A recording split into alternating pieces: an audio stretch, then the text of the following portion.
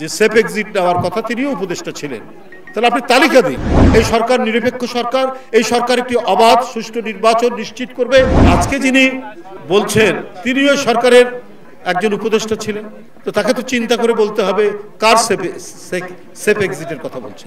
যদি কোনো ব্যক্তি অন্যায় করে থাকে, সে যদি দুর্নীতি নয় মহা দুর্নীতি করে থাকে, টাকা পাচার করে থাকে, অপরাধ করে থাকে, হত্যাকাণ্ডের সাথে যুক্ত থাকে, তার সেফ এক্সিট দরকার।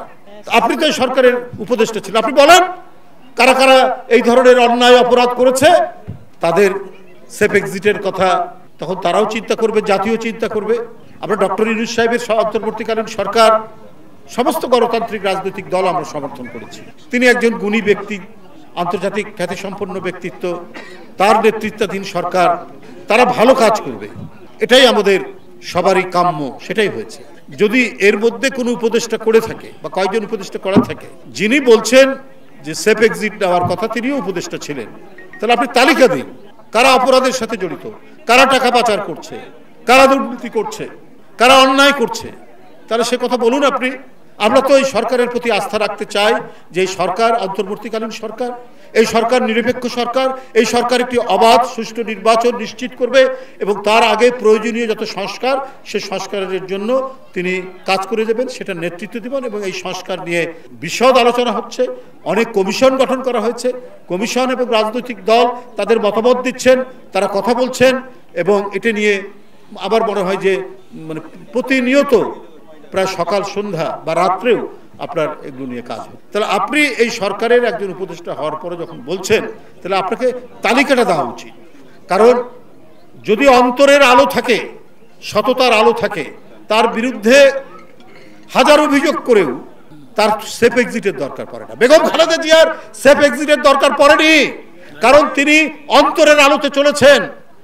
তার বিরুদ্ধে অনেক মিথ্যা মামলা অভিযোগ করা হয়েছে, কিন্তু এই দেশের মৃত্তিকা, মাটি, এর আলো, জল, বাতাস, পানি, বায়ু, এর মধ্যেই তিনি থাকতে চেয়েছেন। আমরা যেসব উপদেষ্টারা ভালো কাজ করছেন আমরা সে কথাগুলো বলি, কিন্তু একজন সাবেক উপদেষ্টা যখন বলছেন, কি কারণে বলছেন, কি বিষয়, কেনই তার সরকারকে তিনি এরকম একটা কথা বলে একটা বিব্রতকর অবস্থার মধ্যে ফেলছেন, এটা আমি বুঝতে পারছি না। আমি আগেই বলেছি, যদি আপনার কেউ থাকে, আপনার জানা থাকে, তাহলে আপনি মিডিয়ার মাধ্যমে সবাইকে বলতে পারেন।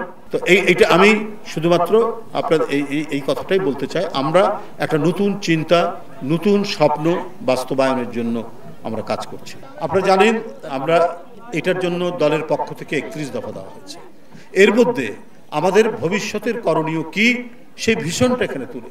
রাজনীতিতে অনেক অপসংস্কৃতি, রাজনীতিতে অনেক কুৎসা, রাজনীতিকে একদিকে যেমন দুর্নীতি, মহাদুর্নীতি, একবারে চরম একটা নষ্টের জায়গায় নিয়ে যাওয়া হয়েছিল, ঠিক তেমনি সকল গণতান্ত্রিক প্রতিষ্ঠান এগুলোকে ধ্বংসও করা হয়েছে, অর্থনৈতিকভাবে বিপর্যস্ত অবস্থা করে দেওয়া। এখন যে ব্যাংক থেকে ঋণ দিতে পারছে না, সেটার কারণ হচ্ছে টাকা নাই তো ব্যাংকে, কোথা থেকে দিবে বন্ধুরা আমার। কিন্তু আমরা আমাদের ভারপ্রাপ্ত চেয়ারম্যানের যে ভিশন, তার সম্প্রতি আপনারা দেখেছেন বক্তব্য আন্তর্জাতিক গণমাধ্যম বিবিসিতে, তিনি সেখানে বলেছেন 31 দফার মধ্যে যে কথাগুলো বলেছেন, সেই ভিশনটার অনেক রিফ্লেকশন হয়েছে এটার মধ্যে। আমরা যেটা দেখেছি, আমাদের যেটা স্বপ্ন, অর্থাৎ আমাদের ভারপ্রাপ্ত চেয়ারম্যানের যে স্বপ্ন, সেটার বাস্তবায়নের যে ইতিবাচক দিক, সেই ইতিবাচক দিকটা দেখুন। তিনি তার বক্তব্যের মধ্যে তার রাজনৈতিক প্রতিপক্ষ কারো বিরুদ্ধে নাম ধরে কারো কিছু বলেননি, সেই আমলের সমালোচনা করে। আপনারা এও দেখেছেন যে এখন যারা অনেকে নানাভাবে আমাদের ভাবমূর্তিকে বিনষ্ট করার জন্য মিডিয়া, সোশ্যাল মিডিয়া, বিভিন্ন ফেক আইডি খুলে অপপ্রচারের মানে একবারে শ্রাবণের ধারাবর্ষণ চালাচ্ছে, উনি কিন্তু কোনো রাজনৈতিক সংগঠনের নাম ধরে কোনো কথা বলেননি।